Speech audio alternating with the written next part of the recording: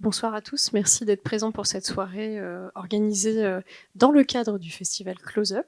L'idée ce soir, c'est de évoquer au cours de ce ciné-débat, conférence, le lien qu'on a souhaité faire entre la nature sauvage, la ville et le sujet de la santé, qui nous tient tout particulièrement à cœur dans la Fondation, puisque la Fondation AIA, qui existe maintenant depuis une dizaine d'années, un peu plus d'une dizaine d'années, fait de la recherche sur les liens entre l'architecture, la santé et l'environnement. Alors je vais commencer déjà par vous présenter nos invités. Donc Emma, je commence par toi, donc tu es directrice de City, City, c'est ça, hein, je le dis bien, et tu es notamment aussi docteur en neurosciences cognitives. Anne, donc Anne Marchand, chef de service événementiel, valorisation, animation au sein de la direction de la nature et des paysages du conseil départemental des Hauts-de-Seine. Et tu es également présidente de l'association Ortis, donc qui est une représentation nationale des professionnels des espaces de nature. Je pense que c'est important de le citer aussi dans ce cadre-là. Nicolas, donc Nicolas Gilsoul, tu es architecte, docteur en sciences et paysagiste aussi. Et je tiens à le préciser, tu as choisi pas mal des extraits qui seront présentés ce soir. On a Benoît Millot qui est avec nous, qui est le réalisateur de la série qui s'appelle La santé au chevet de la ville, hein, qui est un documentaire qui a été monté pour la Fondation AIA dans le cadre d'une exposition qui a lieu en ce moment à Lyon notamment, mais qui a eu d'autres vies précédemment, qui s'appelle Comment allons-nous ? Et c'est un travail que tu présenteras un tout petit peu rapidement, mais j'en dis quelques mots parce que l'idée, c'est plutôt de se plonger dans la relation avec les films et le cinéma que dans ce documentaire à proprement parler. Mais l'idée de ce documentaire, c'était de donner la parole à des professionnels qui n'ont pas forcément toujours l'habitude de prendre la parole sur le champ de la ville, alors que le lien avec leur profession est essentiel. Et c'est aussi l'idée de rassembler ce soir la vision du cinéma et la vision aussi de ce documentaire autour de la sensation, l'émotion et la façon dont on arrive à peut-être trouver l'expression d'un bien-être, mais aussi d'un mal-être dans des villes qui sont aujourd'hui de plus en plus inhospitalières finalement, et qui doivent dépasser dans le champ de la question du bien-être la simple dichotomie on vit mieux en ville qu'à la campagne, est-ce qu'on vit mieux à la campagne qu'en ville, etc. L'idée, c'est plutôt d'aller dépasser ça et de comprendre aussi la valeur ajoutée de ce qu'on cherche dans la nature sauvage pour le mettre finalement dans la ville.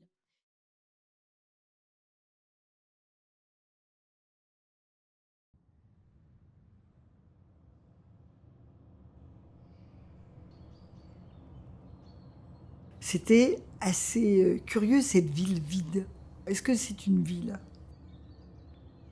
On a été déréglé au niveau de deux composantes qui sont majeures chez l'individu, c'est le temps et l'espace. Et donc, dans ce dérèglement temporo-spatial, des éléments de confusion mentale, de dépression, de troubles du sommeil, et puis bien sûr de violence. Ça donnait une espèce d'impression de fin de cycle, de fin d'humanité, à la fois quelque chose de sombre et en même temps quelque chose de lumineux sur ce que pourrait être la ville mieux comprise et au bénéfice des habitants. Cette crise, elle a quelque chose de très différent des autres, qui devrait permettre d'avoir une vraie réflexion collective sur ce qu'il faudrait changer pour que tous, on vive mieux. La ville, en fait, est née avec l'économie marchande et est née avec la notion de vitesse. Aujourd'hui, la relation entre la ville urbaine pour vivre et la ville où l'on produit sont de plus en plus en conflit.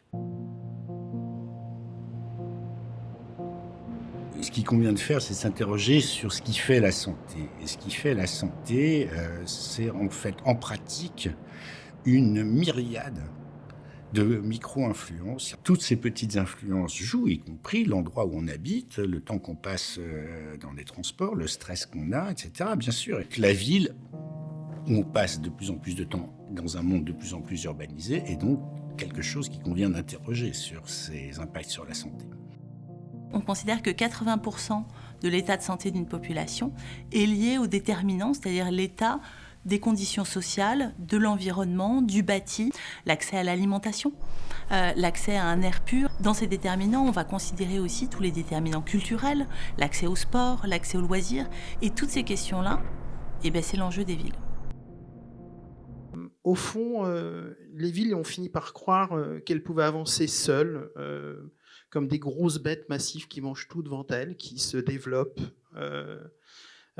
et qui s'étendent, qui grignotent, et puis qui se vendent souvent sur des mots comme le développement, l'attractivité. En fait, c'est un peu les mouvements à la mode. Ces deux slogans, ils disent en rien la santé de ceux qui y vivent. C'est-à-dire qu'on oublie souvent, et les gens qui travaillent la ville ont souvent du mal à s'interroger sur qui vit dans cette ville et comment on vit dans cette ville. Donc la vérité, c'est que la ville, si elle veut tenir debout, elle doit redevenir un territoire partagé. Et en fait, la notion de commun est essentielle. Et ce qui a été très surprenant quand on a interrogé tout le monde, parce qu'on a quand même interrogé les gens de la santé qui nous ont parlé de l'urbanisme. Je vous avoue que ça m'a relativement surpris quand j'ai commencé ce travail. Je dis, mais vous voulez pas un contrepoint? Il n'y a pas des choses à dire autres sur les gens qui structurent la ville? Il me dit, non, c'est intéressant. Et en fait, ils nous ont peu parlé de santé et beaucoup parlé de ville. Donc c'est assez chouette ce qui s'est passé. Et en fait, ils sont tous tombés d'accord sur quelque chose d'essentiel, c'est-à-dire que, au fond, le commun, les gens fragiles sont structurants et essentiels dans la réflexion. Qu'est-ce qui fait qu'une ville nous soigne ou nous abîme? C'est-à-dire que c'est un peu la question. C'est une question normand, on ne peut pas répondre à cette question parce que on l'entend tout de suite, c'est trop de choses, donc c'est ni oui ni non. Une ville n'est pas une promesse technique, c'est une promesse humaine. Et si on veut qu'elle tienne, il va falloir qu'on la fasse et qu'on la tienne ensemble. Donc la notion du commun est essentielle dans notre réflexion. Voilà, merci. Merci Benoît. En effet, sur cette introduction, j'ajouterais que finalement la question qu'on a souhaité se poser ce soir, en rassemblant à la fois ces extraits de documentaires et les extraits que Nicolas a sélectionnés pour nous, c'est de se dire comment est-ce qu'on retrouve au cœur de la ville une relation au vivant qui va à la fois nous surprendre, mais qui nous surprend dans la nature sauvage et qui pourtant est essentielle à notre équilibre physique, mental et social et qu'on a mis de côté d'une certaine façon dans ces bruits que tu décris très bien, Benoît, de la ville. Et la nature, quand elle le déploie ce côté sauvage, elle va nous confronter à l'inattendu, à l'étrangeté même du vivant. Une fleur banale peut soudain nous faire ouvrir les yeux, un pied de tomate qui pousse sur un rail dans une ville aussi, et susciter un émerveillement qui finalement est sans préméditation. Alors la santé globale physiquement, parce qu'elle va susciter la participation de notre corps en fait dans cette relation. La santé mentale, parce que l'émerveillement ou l'attention au vivant apaise, recentre. Ça, on le verra aussi avec nos intervenants. Et social, parce qu'en regardant en fait le vivant, on se relie aux autres et à l'espace partagé. On a une réflexion qu'on mène depuis maintenant 1 an et demi, qui est orientée sur la façon dont on fait la ville, de façon très concrète. Ce que je vous dis là est un peu poétique, mais finalement rentre aussi dans une dimension à un moment donné qui doit être très opérationnelle dans la ville, qui est je définis un cadre d'aménagement pour créer un cadre de vie. Et aujourd'hui, toutes ces choses-là, elles sont pas prises en compte en fait dans un cadre d'aménagement. Dans un cadre d'aménagement, on prend en compte une relation financière à une relation immobilière basée sur de la charge foncière. Donc toutes ces choses-là, comment on les écrit, comment on les inscrit et comment est-ce qu'on les définit comme préalables, en effet, comme tu le disais aussi Benoît, à ce qu'on va construire, que ce soit réhabiliter, construire du neuf, rétablir des espaces publics de qualité, etc. Toutes ces réflexions, elles doivent intervenir en amont. Comment est-ce qu'on peut, en milieu urbain, réactiver notre curiosité pour le vivant, comme on le vit en pleine nature, et enfin réaffirmer que la relation au vivant est un pilier de notre bien-être global, qu'elle contribue à nous équilibrer en tant qu'êtres vivants nous-mêmes, quand même, ne l'oublions pas, intégrés dans des systèmes et des écosystèmes bien plus larges. Donc comment est-ce qu'on fait pour ramener de la nature sauvage à la ville et retrouver l'attitude que la nature sauvage suscite, l'étonnement, l'écoute, l'attention.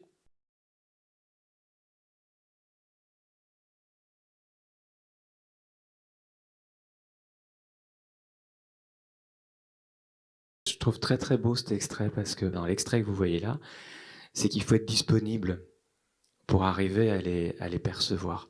Lui, il est disponible parce qu'il est en plein de transformation. Alors, je vous demande pas de retourner en adolescence, mais quand même, c'est peut-être intéressant. Mais il est disponible parce que il est à l'écoute. Il est en train de changer de paradigme.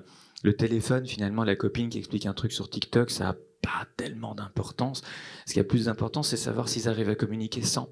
Elle ne l'entend pas, lui il l'entend. Il l'entend parce qu'il ferme les yeux. Il l'entend parce qu'il arrive à porter plus loin son attention.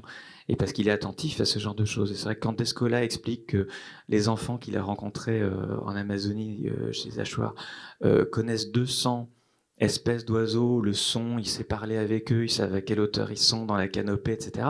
C'est extraordinaire. Donc on en reparlera, mais c'est une question sur l'éducation qui me semble importante. Voilà, donc pour moi, c'est la magie de ces rencontres-là dans la ville, qui sont tout à fait possibles. Pendant le Covid, je faisais le 2e bouquin, et le premier, j'avais parcouru la planète. Le 2e, j'étais coincé ric-rac à la maison, un parcours, je pouvais aller jusqu'à Bastille, et puis là, je devais longer le mur de l'Opéra, parce que ça sortait du périmètre des 1 kilomètre, et puis je recourais dans l'autre sens pour essayer de planter. Bref. Donc j'y allais avec mon chien, le chien, il avait 18 ans, et donc elle marchait très lentement, et donc elle m'a appris à regarder tous les pieds d'arbres. Et là aussi, ça entraîne des trucs vachement intéressants, parce que c'est depuis 12, 14 ans, je sais plus maintenant, la loi Labbé, les expériences du zéro phyto, etc., font qu'il y a tout un tas d'espèces qui sont revenues. On sait pas, on va pas encore dire que c'est génial, mais il y a des choses qui existent et qui sont revenues.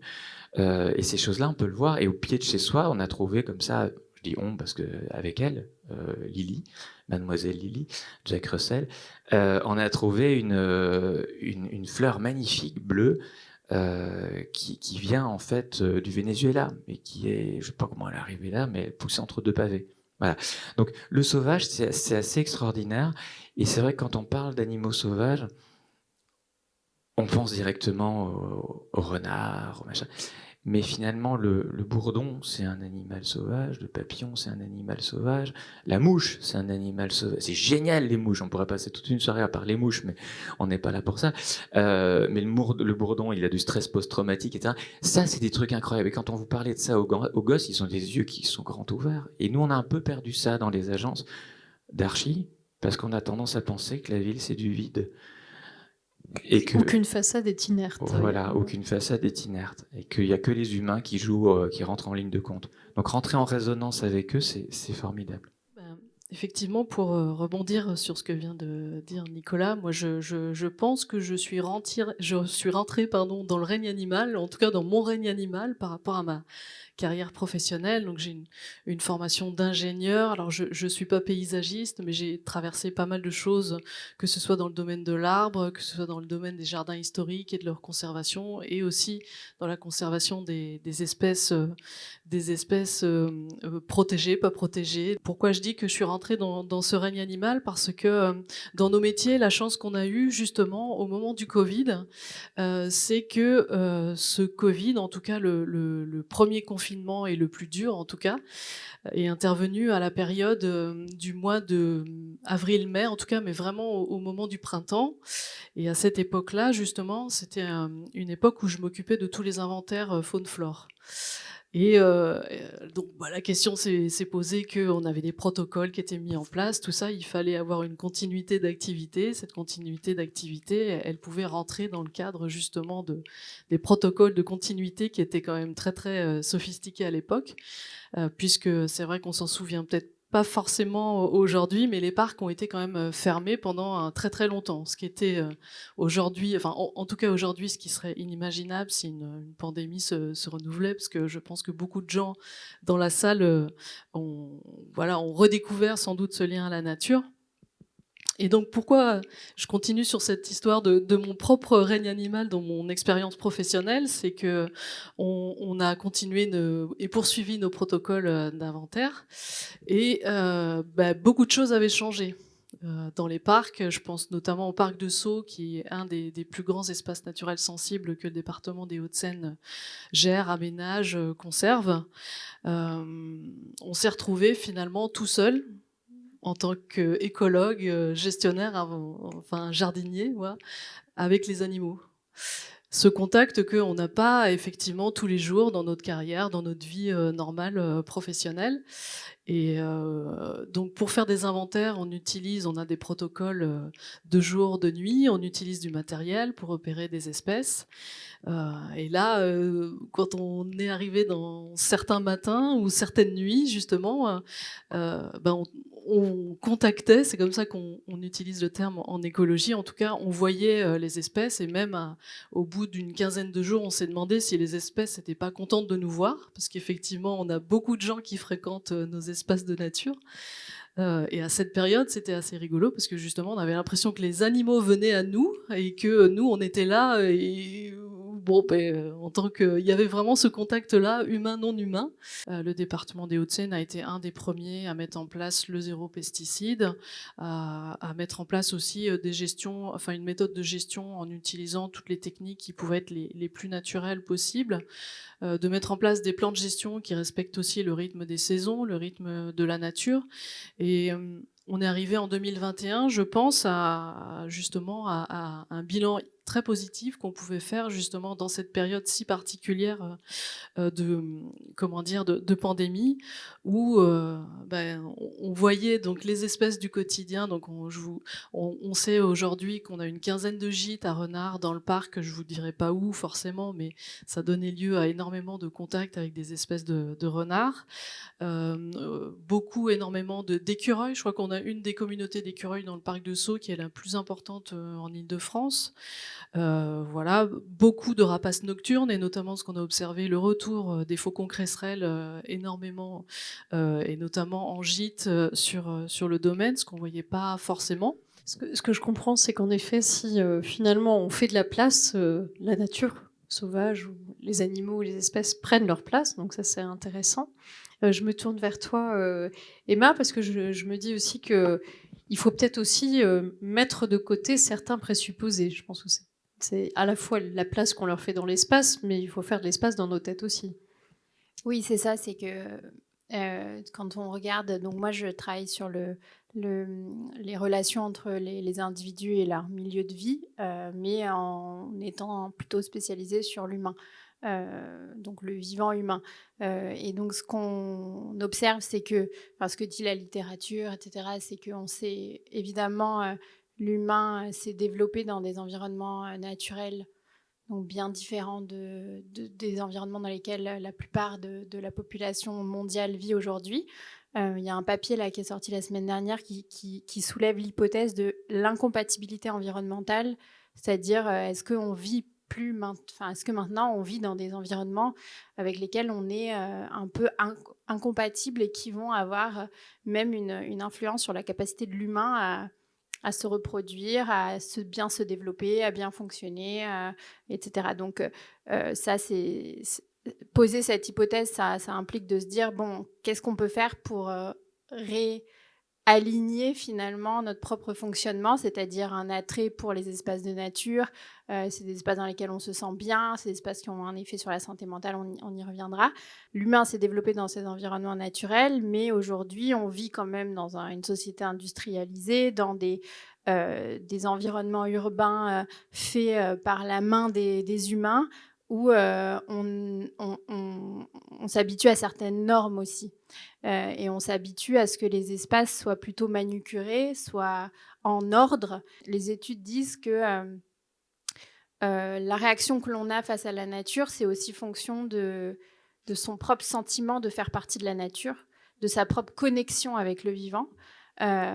Et donc de voir la nature sauvage, de voir des animaux sauvages, de voir une fleur j'ai oublié d'où cette fleur bleue, j'ai oublié d'où elle vient. Du Venezuela, de la voir et de s'en émerveiller. Il y a aussi des gens qui n'ont pas eu l'occasion, par leur parcours de vie, par le temps qu'ils ont passé immergés dans la nature, n'ont pas eu l'occasion de développer ce sentiment de connexion avec la nature.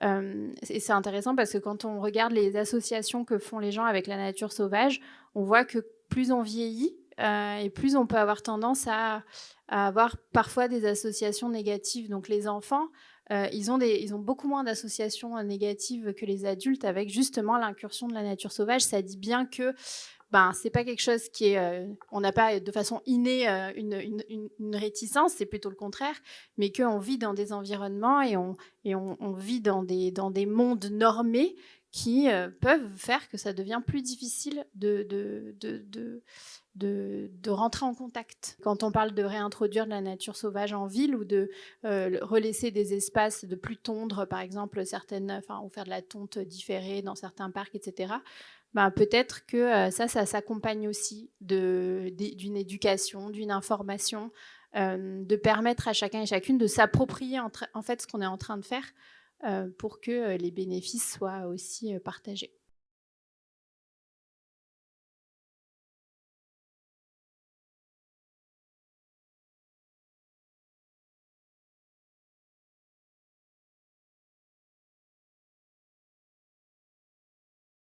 Ce que tu dis, c'est hyper important. Je pense même pas que ça accompagne, c'est avant même de mettre ces espaces à disposition. Il faut qu'on se mette à disposition. Et pour se mettre à disposition, il y a un vrai accompagnement. Et il y a si je dois te parler en termes informatiques, il y a un reformatage complet à faire de l'éducation de l'école de la République. De notre éducation et de notre éducation au vivant. Et ce qui est marrant, c'est que c'est un robot qui reste coincé sur une planète avec plein d'animaux, et au début, il n'arrive pas à communiquer avec eux, et puis en fait, il reste assis pendant des jours et des jours et des semaines pour écouter les animaux qui grimpent dessus, qui viennent à côté, qui font des parades nuptiales, qui font tout un tas de trucs, et donc petit à petit, il comprend, son algorithme finit par comprendre ce qu'ils veulent dire en fait, et donc il arrive à parler aussi bien campagnol que cerf, que élan, que raton laveur, et donc petit à petit, il a une vocation de soin. Oui, voilà. Ce que je trouve très intéressant dans l'exemple que tu as choisi, c'est que finalement, ça recoupe au début ce que je disais. En effet, le mot algorithme est intéressant. On ne sait plus faire tourner l'algorithme de l'aménagement de la ville aujourd'hui parce qu'on ne fait pas tourner les bonnes données. Et en fait, ce qui est intéressant aussi, moi, je trouve, dans cet extrait, c'est qu'au départ, en fait, il est plein d'empathie et il essaye de les aider, mais il parle un langage qu'ils comprennent pas. Donc, à un moment donné, il va être obligé de changer complètement de paradigme pour s'intégrer et ensuite y être complètement adapté, en fait. C'est ça, et d'apprendre finalement ce dont ils ont vraiment besoin. Alors, c'est pas des humains, mais je pense que c'est important de le comprendre, ce truc-là aussi, parce que l'animal sauvage en ville ne doit pas non plus, par un effet de mode ou par un effet de besoin ressenti comme étant nécessaire à notre équilibre de santé, devenir un accessoire. Je suis complètement d'accord, et c'est pour ça aussi que l'enjeu, c'est de parler de santé globale et de mettre la santé de l'humain et de ne pas oublier la santé de la faune, de la flore, de l'environnement de la planète, et d'éviter de faire ce qu'on fait depuis 300 ans et l'anthropocène, c'est-à-dire de penser qu'à l'humain, et ça c'est dur. Je pense que tous les débats sur l'éclairage public et le fait de couper la lumière pour laisser la faune et la flore se reposer, on voit que tout ça, ça a besoin vraiment d'être des sujets de débat pour trouver les bons équilibres et pas favoriser toujours encore l'humain par rapport au vivant non humain. Mais bon, c'est un débat. Et sur l'empathie, je suis complètement d'accord dans le sens où l'empathie, pour développer une capacité d'empathie, il faut avant tout être dans une écoute humble et ouverte. Et sans ça, parce que l'empathie, on se dit, c'est se mettre à la place de l'autre. En fait, je vais me mettre à la place de l'autre, mais je raisonne avec ce que je suis moi. Donc, pour vraiment être capable d'être dans une compréhension, il faut se poser la question et donc écouter, et donc observer, etc. Donc, c'est un vaste chantier. Mais donc, sur la cartographie sensible, pour faire le lien, nous, on met en place ce qu'on appelle les diagnostics sensibles. C'est une façon de rentrer dans la compréhension d'un territoire en rentrant par la façon dont l'espace est vécu. L'espace est vécu du point de vue sensoriel, donc comment l'espace stimule nos sens, comment l'espace est vécu d'un point de vue émotionnel. C'est les 2 sujets sur lesquels on travaille principalement. Et on voit, quand on fait ces diagnostics-là, que tous les espaces qui vont nous reconnecter à des éléments naturels, que ce soit le ciel, que ce soit l'horizon, que ce soit l'eau, que ce soit la végétation, que ce soit le soleil dans les feuilles, etc. Ce sont les espaces qui sont reportés comme les espaces d'attachement dans les territoires. Souvent, on s'attache aux lieux qui nous procurent des émotions positives. Les espaces de nature font partie de ces lieux-là. On s'attache aussi aux lieux où on peut se rencontrer. Les espaces de nature sont des lieux qui fixent la vie sociale, parce que pour interagir avec les autres, on va aller se mettre dans un environnement où on se sent bien. On ne va pas interagir sur le quai d'une gare. Non, il faut qu'il y ait du calme, il faut que l'espace prenne soin de nous pour qu'on prenne soin de soi, prenne soin de l'autre, etc. Donc voilà, quand on fait des cartographies sensibles, on se rend compte assez facilement que les émotions positives, les lieux d'attache, les endroits préférés sont bien souvent ceux qui nous connectent à des vues, donc soit un contact un peu lointain, soit qui nous connectent physiquement directement aux espaces de nature. C'est un des objectifs majeurs du département des Hauts-de-Seine de reconnecter les gens à la nature. On a une grande manifestation que vous connaissez sans doute, qui se passe, là je cite encore le parc de Sceaux, mais allez sur notre site et vous verrez qu'on a vraiment des sites très divers. J'ai parlé du parc des Chantraines aussi, donc on a des espaces de nature qui sont très diversifiés et pas forcément que des jardins historiques. Et donc, depuis plusieurs années, même je dirais plusieurs dizaines d'années, une manifestation se réalise malgré nous. Et aujourd'hui, on essaye de l'encadrer et justement d'en faire... aujourd'hui, c'est devenu un événement aussi malgré nous. Je veux parler de la période de floraison des cerisiers japonais qui sont plantés au parc de Sceaux. Donc on a la chance d'avoir, je pense, l'une des plantations, on a 160 arbres cerisiers Kanzan qui viennent du Japon justement. Donc c'est des arbres qui sont vraiment dédiés à faire des fleurs. Et ces fleurs fleurissent entre le 4 et le 20 avril tous les ans, à la même époque. Et donc, il y a une vingtaine, peut-être une trentaine d'années, les communautés asiatiques qui fêtent Hanami, justement. Donc Hanami, c'est le terme japonais pour regarder les fleurs. Donc là, on est vraiment normalement dans un événement qui est basé sur le sensoriel, puisqu'on vient admirer les fleurs de cerisier, qui sont le signe du renouvellement. Donc c'est comme nous, avec le passage de la nouvelle année dans la culture asiatique. Donc c'est une fête qui est vraiment très très importante. Il y a même une météo qui est dédiée à la floraison des cerisiers japonais, qui partent du sud du Japon dans les zones les plus chaudes jusqu'au nord du Japon. Donc, donc ces communautés asiatiques présentes en France vont importer justement cette manifestation et ont commencé à le fêter au parc de Sceaux, justement, dans cette concentration de plantations de cerisiers que nous avons aujourd'hui. Cet événement a fait que prendre de l'ampleur, et notamment par rapport à l'ampleur des connexions que chacun on peut avoir à nos réseaux sociaux aujourd'hui, puisque c'est vrai que cette fête d'Hanami et ces cerisiers qui ont des floraisons, donc une fleur de cerisier justement sur ces variétés-là, c'est à peu près 6 fleurs que vous avez au même endroit. Donc c'est vraiment une concentration de fleurs et une explosion de couleurs, et notamment de couleurs roses, qui est très importante, très photogénique, très instagrammable. Et l'année dernière, on a accueilli donc sur les 15 jours et les 3 week-ends de floraison que dure Hanami, 560 000 visiteurs, avec des pics de visites, certains week-ends où il faisait très beau l'année dernière, 60 000 visiteurs. Donc là, la connexion à la nature, il y a quelque chose de paradoxal en fait dans cet événement. Ils viennent prendre des photos, c'est ça? Exactement, qui est tout à fait instagrammable. Alors la connexion, elle se fait au travers du téléphone. Donc là, c'est vrai que d'un point de vue cognitif, on n'est pas vraiment dans la cible que nous on recherche justement par rapport à cet état de bien-être. Vous avez compris où on veut en venir, mais c'est vrai que ça nous interroge effectivement sur ce biais aujourd'hui de connexion à la nature via les outils que tout le monde utilise, qu'on utilise tous les jours.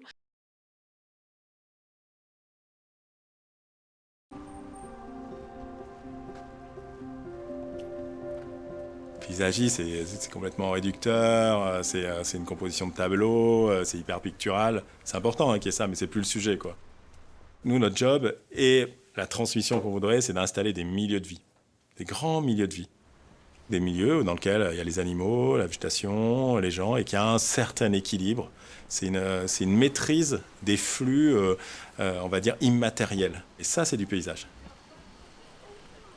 La ville, pour l'instant, elle est même, malgré ce qu'on fait au quotidien, elle est encore conçue pour la voiture. On a des trottoirs à côté des routes, à côté des voies, tout est en angle droit. C'est pas du tout la ville spontanée pour partir d'un endroit à l'autre.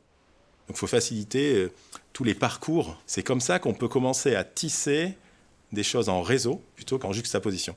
Si on veut faire des pistes cyclables qui soient déconnectées ou des trajets piétons qui soient déconnectés de la voirie en ville, c'est impossible. Et pourtant, c'est ça qu'il faudrait faire. C'est-à-dire qu'on a le choix de passer entre les bâtiments dans un parcours qui fait 3 km et on ne rencontre jamais une voiture. Et puis là-dessus, il y a du sport, et là-dessus, il y a du ludique, et ainsi de suite. C'est d'autres parcours. Ça, on ne sait pas le faire.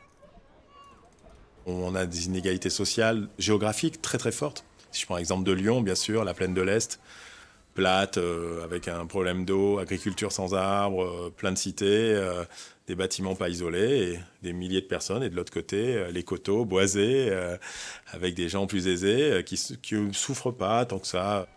Comment on fait pour faire les 10 000 hectares boisés de l'autre côté? Comment on met l'argent là-bas? Comment on accompagne l'agriculture pour l'amener dans la transition de l'agroforesterie pour en faire des objets intéressants et pas des plaines avec des pesticides partout. Ça, c'est vraiment, en tout cas, l'avenir pour moi du paysage, en ayant la conscience économique de ce qui est, par exemple, l'agriculture, la conscience économique de ce qui est l'évolution d'une ville et de ses valeurs patrimoniales, immobilières et ainsi de suite. On agrège tout ça, on fait un narratif et on emporte tout le monde dans ce narratif très complexe, mais dans lequel il y a une issue, c'est obligé. La réalité du mouvement qu'on doit donner à nos villes, il est énorme. C'est-à-dire que l'échelle, la transversalité, quitter les marques qui existent, c'est phénoménal.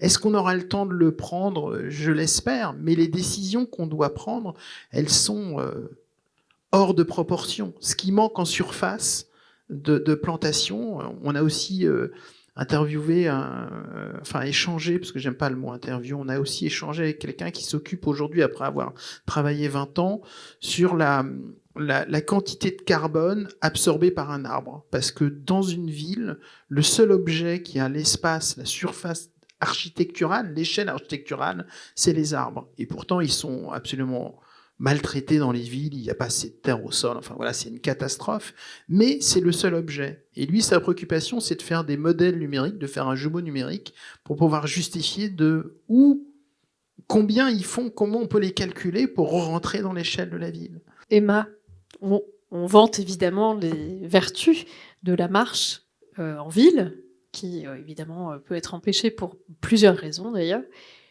Quelle est ton analyse sur ce sujet? Oui, alors je fais aussi pas mal de diagnostics en marchant et donc c'est intéressant aussi quand on demande aux gens de prêter attention à ce qui se passe autour d'eux et nous on leur demande de laisser leur téléphone, d'essayer de pas d'être tout en appréciation de l'environnement et on sent à quel point c'est quelque chose qu'on fait peu.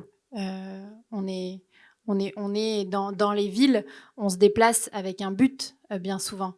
Et donc ce but-là fait que notre attention, elle va se focaliser sur l'atteinte de l'objectif. Et donc on loupe. Enfin, notre attention, c'est un système de filtre. Hein, donc elle filtre les informations qui ne sont pas forcément pertinentes à la poursuite de l'objectif. Et donc c'est terrible parce que tout justement le contact avec l'environnement, ça vient aussi dans la flânerie, dans l'attention portée à ce qui est extérieur à soi. Quand on demande aux gens comment ils se sentent en marchant en ville ou en marchant dans un espace de nature, un parc, même un parc dans la ville, eh bien, les bienfaits, ils sont perceptibles, notamment parce que quand on marche dans un environnement dans un environnement plus naturel, notre attention, justement, elle est plus dirigée vers un but, comme dans la ville. Il y a cette partie de notre attention qui se repose, en fait. Et donc, même si on fait des tests d'attention avant et après une marche dans la nature, on voit que les performances des gens, elles augmentent parce que leur attention s'est reposée, parce qu'elle est moins sursollicitée. C'est intéressant parce que c'est le mot qu'utilise au tout début Bertrand Vignal. Il dit c'est comme un flux. Et en fait, ça, moi, je pense qu'il faut le nuancer parce qu'en fait, c'est pas vraiment l'effet recherché. Parce que dans la mobilité, l'idée de dire on va faire un flux, on va mettre à disposition, etc. Ben, oui et non, mais il faut aussi faire un peu de place pour l'indétermination et ça se génère pas par des flux. Ça se génère, enfin pour moi, par de la rencontre, la possibilité de la rencontre, et donc de s'arrêter, quoi. Ce qui était intéressant dans cette réflexion, c'est qu'on morcelle énormément, et la ville, de fait, elle est morcelée par ces espaces verts, etc. Et c'est le côté transversal. Alors bizarrement, on coupe pas, le Rhône, on le coupe pas, c'est-à-dire que ça passe tout droit. Mais tout le reste, que ça soit le végétal, l'animal, a besoin de passer d'un endroit à l'autre, que ça soit le moindre moucheron comme l'oiseau migrateur. C'est un espèce d'efface. Donc c'est pour ça que les voies ferrées sont toujours des lieux absolument merveilleux, parce on est dans la longueur. Les routes sont plus difficiles parce qu'elles sont vraiment très destructrices. Et cette notion de continuité est essentielle et vraiment à l'opposé du fonctionnement réel de ce qu'est l'aménagement urbain aujourd'hui. On va continuer à rêver un petit peu ensemble avec ce nouvel extrait qui est l'avant-dernier.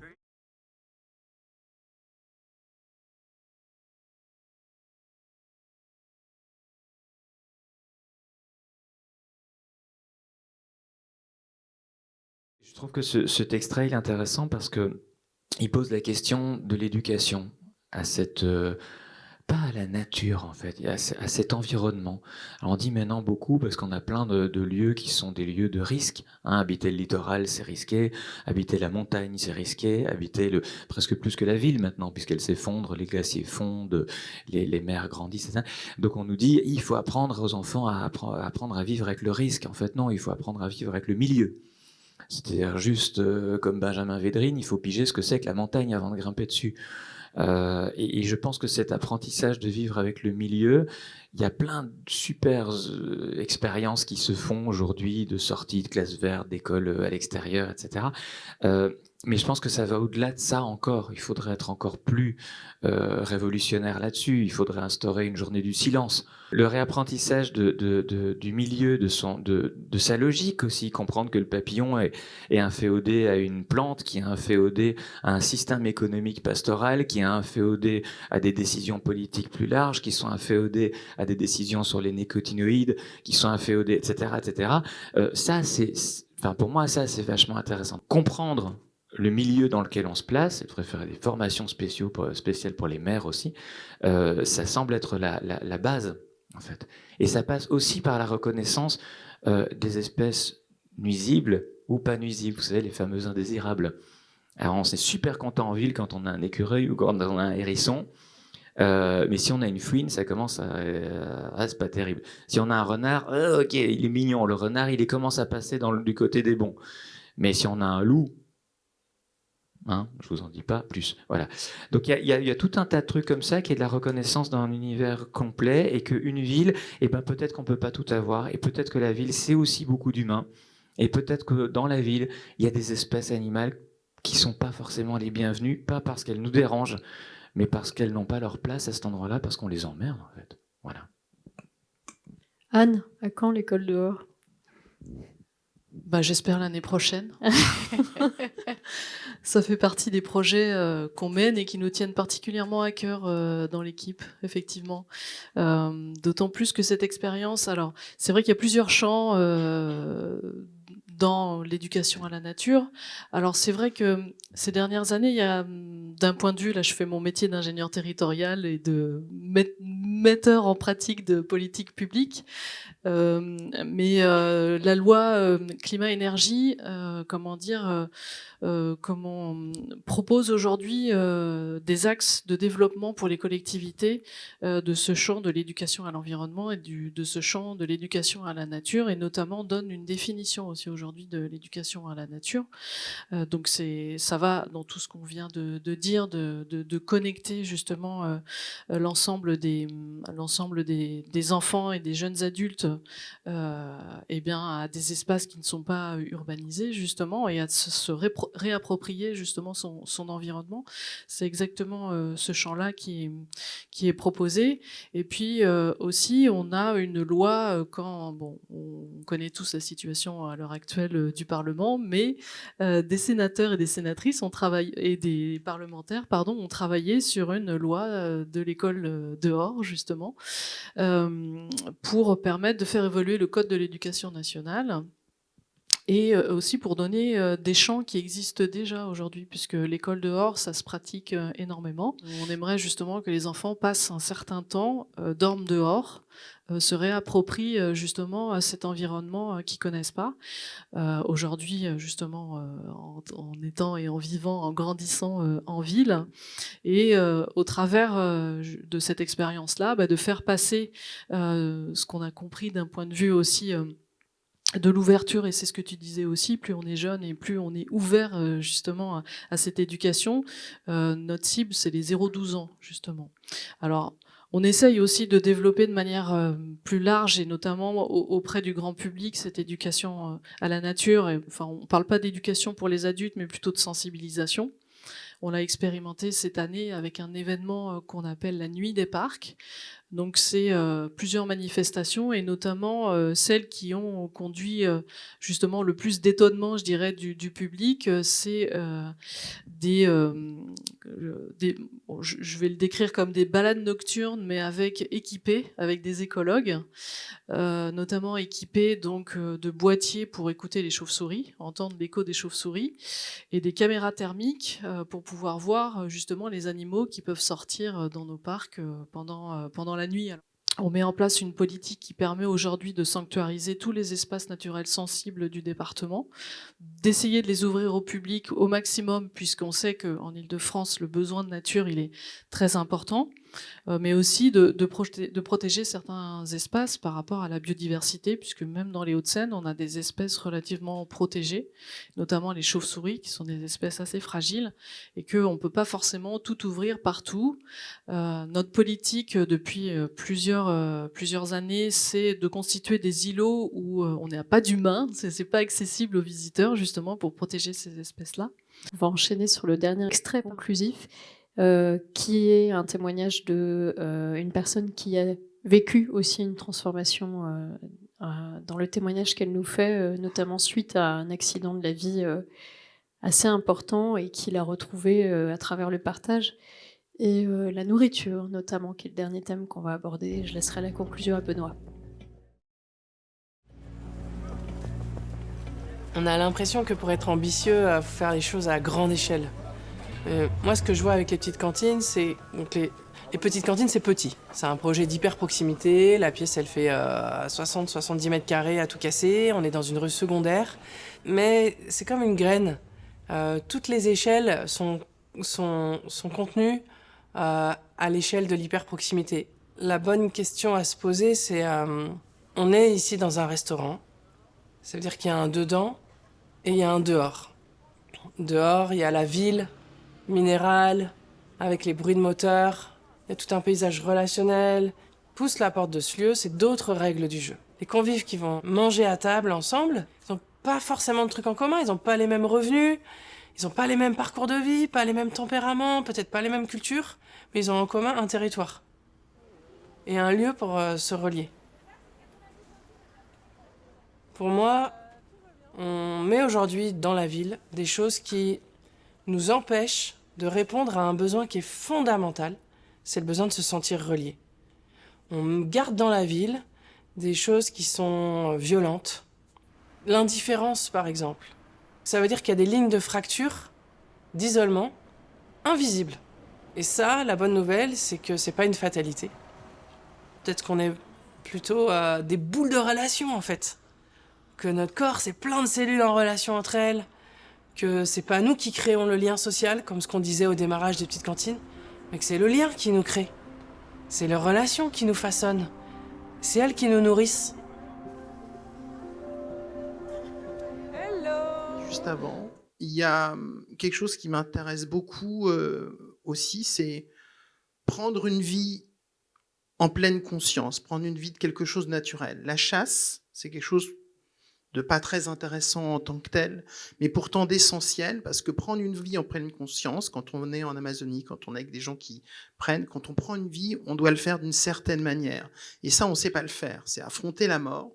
Mais prendre une carotte, c'est la même chose. Moi, je suis autant attentif à une carotte qu'un scarabée, qu'un chat. Je pense que je préfère les coléoptères aux chats ou aux chiens ou à ce que vous voulez. Donc, on a tous nos valeurs. Mais prendre une vie en pleine conscience, c'est pouvoir manger, pouvoir cueillir, pouvoir s'approprier. Et ça, dans l'éducation, ça existe vraiment plus du tout. C'est-à-dire qu'on n'a plus cette proximité et pourtant, elle est fondatrice dans la façon d'être naturaliste, c'est-à-dire de savoir jouir, profiter, construire, protéger toute cette nature qui est autour de nous et toute cette vie et les autres humains et le commun et cette transmission qu'on voit à travers quelqu'un qui se reconstruit aussi simplement à l'intérieur d'une ville. Voilà. Merci. Merci beaucoup. Merci à tous. Et pour terminer, je veux ajouter que tous les témoignages et les thèmes qu'on a soulevés ce soir participent aussi d'une même matrice qui est la prévention en santé. Et ça, c'est important de le retenir. Voilà. Donc, merci à tous. Bonne soirée.